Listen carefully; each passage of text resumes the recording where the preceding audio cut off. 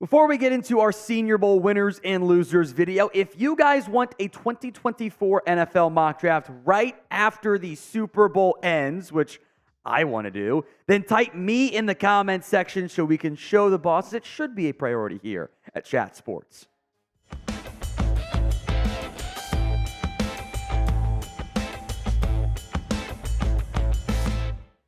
As we do every year, time for some Senior Bowl winners, losers, risers, follows. As always, the disclaimer, the week of practices, always far more important than the game itself. We'll mention the game and some winners and losers from it as well, but it's the practices that mean oh so much more, especially when there are literally rules and different rules for the game itself, like you can't do corner blitzes, etc.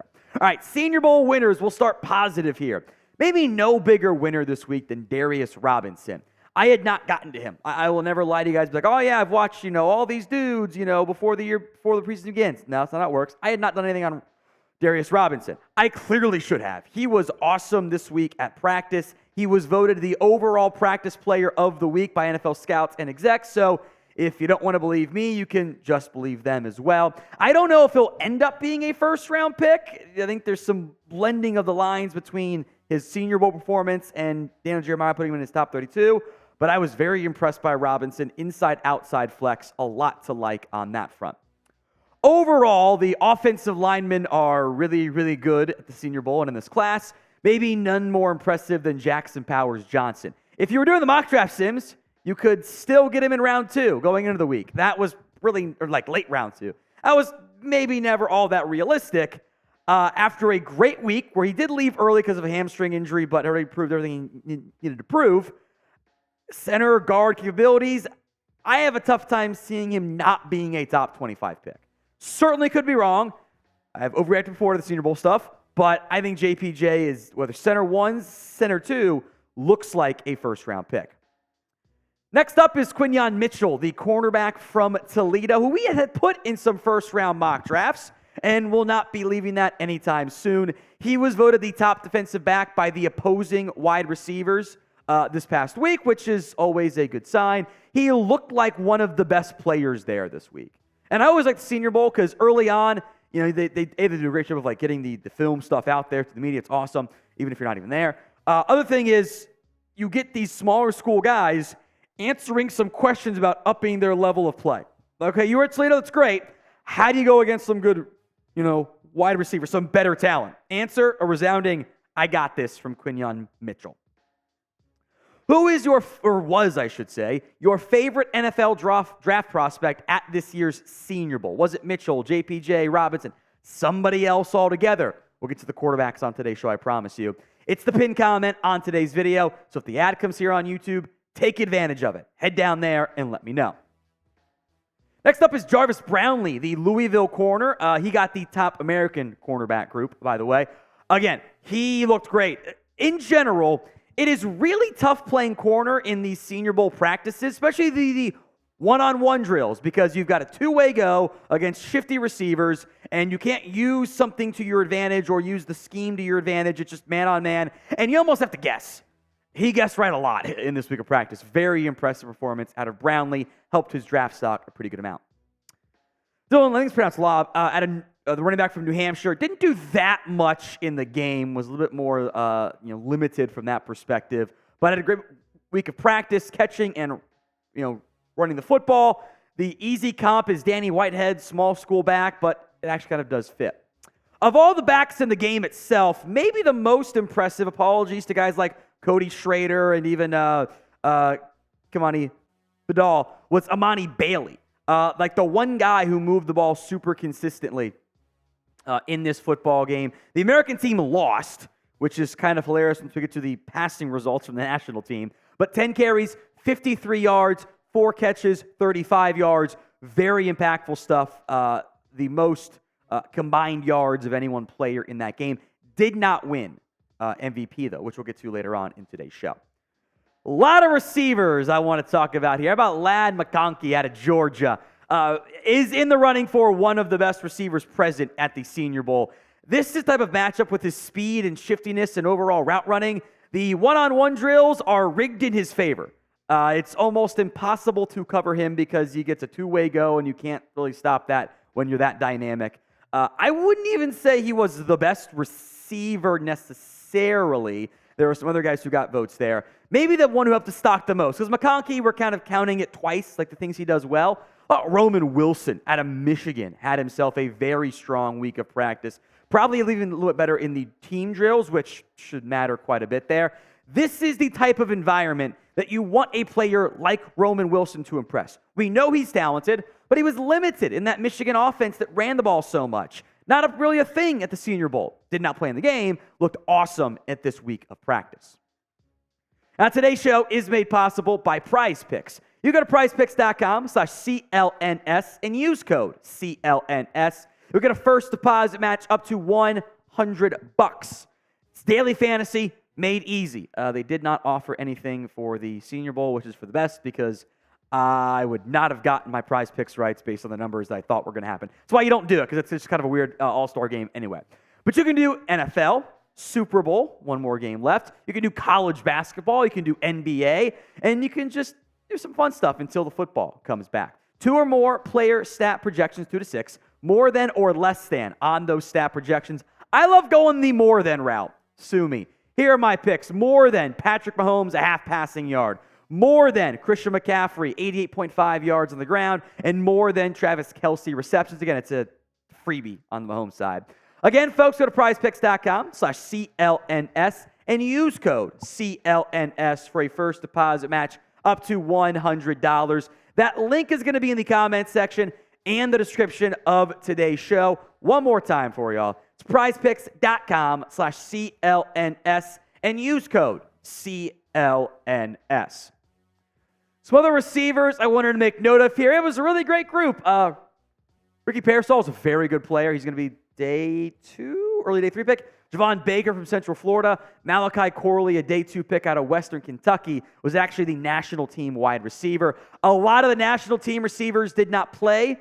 Luke McCaffrey, that's Christian's brother, and Javon Baker did. They had 4 catches combined as the quarterbacks. One quarterback on that team we'll get into here in a little bit. We won't spend too much time on the offensive linemen, but there were several winners in a very strong group that reflects the talent in this year's draft. Taliese Fuaga was not perfect. Neither was offensive tackle or Oklahoma offensive tackle Tyler Guyton. Both guys look like top 25 picks. Like these guys are talented. They checked out the measurables pretty well in a way that maybe Jordan Morgan didn't. Very impressed by those two. And you can even argue that the more unheralded tackle, Christian Jones, had a better week in terms of pass protection. Not that all those guys won every single rep, but all 3 guys looked very, very good. Christian Haynes, outside of Jackson Powers Johnson, was the best interior offensive lineman this week. Dominique Puny from Kansas showed some impressive things. And I do want to at least put Patrick Paul on here. I don't think he was perfect. The things that he has to work on, the hand placement, etc., are still concerns. But the length and everything checked out the way we were hoping it was going to. He's got a massive frame. He probably needs a redshirt year, but damn if there's not a lot of talent to keep an eye on for. We're going to have more draft coverage for you here on Chat Sports, plus free agency, plus trades, and everything else in between. So if you haven't already, hit that sub button right now for more free videos. More winners. We're staying positive this time. Gabe Hall out of Baylor had some very promising reps early on in the week. Again, I like what I saw from him. Devondre Sweat, who I will make note did not weigh in. There's a reason for that. It's okay. He's still able to play, obviously. He kind of got challenged early on by the coaches, like, hey, you can be doing more. And he took that challenge positively and then bull rushed dudes and wrecked them. You might have saw the clip out there. There's a lot of good clips from the Senior Bowl. I forget who the guy was that he bull rushed him back, and the center folded up like a long chair and just fell back. It was an incredible rep. Linebacker, how about Peyton Wilson at NC State? He's a very talented player. You can argue he is the most talented off-ball linebacker in this year's class. It's a matter of how do the medicals check out, but he looked awesome. I even think Cedric Gray looked good in the game as well from North Carolina. And J.D. Bertrand, this is a guy that your coach is going to love. This is the type of, I wish I had 53 J.D. Bertrands on my football team. Like, that type of leadership was even on display at the Senior Bowl. Braden Fisk, next up here, the defense line. I got to mention the school name, sorry. Sweat is from Texas, Wilson's from NC State, Bertrand's from Notre Dame. Braden Fisk is the defensive lineman from Florida State. Was named the top defensive lineman on the American team, and then because of various injuries and opt-outs and stuff, he got traded to the national team to play in the game and actually played quite well, which is kind of hilarious. High-energy guy. His motor is always running. Then there's defensive lineman Michael Hall Jr. is a little bit undersized. The one-on-one matchups favor his type of play style, so again, we're not going to overcount these things twice. I will also make note, Mike Tomlin was consistently with him. Last time that happened was Keanu Benton, who was a draft pick by the Steelers and Mike Tomlin last year. We're going to talk quarterbacks here in a moment, but who do you think was the biggest winner at this year's Senior Bowl? Any prospect, drop the name for me in the comments section. So in general, the way I treat the Senior Bowl is the first day of practice, just toss it out for the quarterbacks. They almost never look good because everything is new. It's a new center, a new receiver, a new staff. There's so much change in there. It takes kind of a special guy, like a top pick guy, which these guys aren't, like number one overall, to just maximize it immediately. Overall, I thought Spencer Rattler, more on him in a second, Spencer Rattler, Bo Nix, Michael Penix, clearly better than the other quarterback prospects there. Now, that's not to say they were great. Rattler, I thought, probably had the best week overall relative to expectations. Bo Nix and Michael Penix were fine. They got better as the week went on, which is what they needed to do, but it's not like they were dominant heads and shoulders better than everybody else. They also, by the end of the week, were not terrible, god-awful, and frankly, there were some really bad throws by Bo Nix on the first day. He settled in by the final day of practices. Of note, Michael Penix did not play in the game. Again, he didn't need to, but also all his guys were kind of out, so I get it. Let's run through how these quarterbacks played in the game then, because that's what I'm sure you guys saw. Spencer Rattler wins Senior Bowl MVP, 4 of 4, 65 yards, and he scored. Very impressive performance. Bo Nix, 4 of 5, 21 yards, and he scored. Could have been like 5 of 5 for like 70 yards if Tez Walker doesn't drop a pass / get interfered on. So Nix and Rattler, by far, were the better quarterbacks in this game. And I think for the week of practice, too, along with Michael Penix. The rest of these guys, oh boy. Michael Pratt did have 5 carries for 2 yards, 4 of 10 passing, 45 yards, and an INT. Oh, I forgot to mention, Carter Bradley, who's not going to be drafted, was 1 of 6 for 6 yards, so just ignore him. Pratt didn't look great. And I'll be honest, get ready to learn Canadian Sam Hartman. That was, and again, it's a tough environment, I know. It's terrible. 7 of 25 for 69 yards, 0 TDs, and an INT. And the INT, I would say it was the worst play of the game. There was another one we'll get to in a minute from another quarterback. Again, I'm sorry to be mean, but you want honest evaluation, here you go. Hartman throws it to Tez Walker with the corner sitting in front of him. So I genuinely, maybe he got the jersey colors confused. He just threw it to the wrong guy. It was a terrible throw, almost what's a pick six. Joe Milton, meanwhile, ignore the interceptions. 9 of 13, 80 yards, looks pretty good. His arm is an unbelievable howitzer. And sometimes you don't know where it's going to go. It was picked off twice. And the worst play of the game wasn't a pick, by the way. It's 3rd and 1. Third and short, excuse me. And Milton does a great job to avoid a sack, rolls left, kind of signals for a guy to go downfield. And I think he tried to no-look throw it to the running back, who was about 5 yards away from him. And Milton missed it by about 5 yards. Like, he had the first down in the bag, and he tries I think it was a trick shot, which would make me feel better and worse about missing the throw. I don't think he's an NFL quarterback. Like, he's just too inconsistent too often. The interception, one of them was in the red zone across his body. Can't do it. So, again, I don't mean to be mean, but I kind of want to see Milton at tight end. I think Sam Hartman's going to go play in the United Football League. Like, these guys just aren't it. Who do you think was the best quarterback at the Senior Bowl? I'd vote Rattler, Nix, Penix, but not like those guys who were dynamically impressive and like they boosted their stock massively. Saw some narratives that I don't think that was the case. But who was the best quarterback? Go vote for me in the comments section. Life has losers. We have to deal with it. I still like all these guys, by the way, within reason, even after I bodied Sam Hartman and others pretty badly, all things considered. Most of the quarterbacks, again, I thought didn't have their best stuff. Disappointing. It's okay. It's still a good class overall, and I think Nix and Penix and Rattler can still have NFL success too. Big loser, unfortunately, and this is where it really starts to suck, is Rasheen Ali, the running back out of Marshall, who I thought was actually practicing pretty well, and then ruptured his biceps tendon, which is kind of like sucks. Like I think it's kind of more of a freak injury more than anything. He's going to miss 4 to 6 months, so he should be good to go for the preseason, but that kind of screws up your timing a pretty decent amount.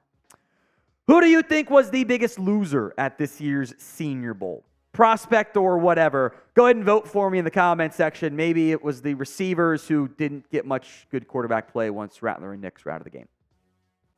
I am going to put Laiatu Latu on here, who I still think is going to be an easy first-round pick. I love the prospect overall, but he was not bad. There were plenty of good wins by him. I was hoping to see this was the best player on the practice field from him. I don't know that he was. I think he was still top 5-ish, but I don't know that he was the best player. Still going to be a highly rated player for me if the medicals check out, but I was hoping for him to be dominant. He was just like good to very good instead. Xavier Leggett next up here. Only 6'1" at the measurable check-in. Not great. He was frankly bad on Tuesday. Just didn't look comfortable. Wednesday was much better, but then hurt his ankle on Thursday. So very much a mixed bag there from Leggett. We're going to spend all this time, everyone's going to talk about Roman Wilson and Malachi Corley and Lad McConkey. I thought Leggett would be in that conversation too. He was not. Tez Walker out of UNC. Boy, that was not a great week for him. I just got to be honest here. Now, there was a lot of contact in the game too that he could have drawn PIs on. He had several drops in practice and several drops in the game. Not what you want to see. Meanwhile, Kalen King out of Penn State, I had hoped he was going to revamp and relaunch his first-round pick conversation. And again, playing corner in the one-on-one drills is basically not fair. Like you got to guess and guess right because they got a two-way go and these guys are shifty and fast. And he got beat a lot. Didn't really make any plays throughout the week of practice, which was disappointing for him. Not like shambles over it, but I think that his chance to boost his stock did not happen.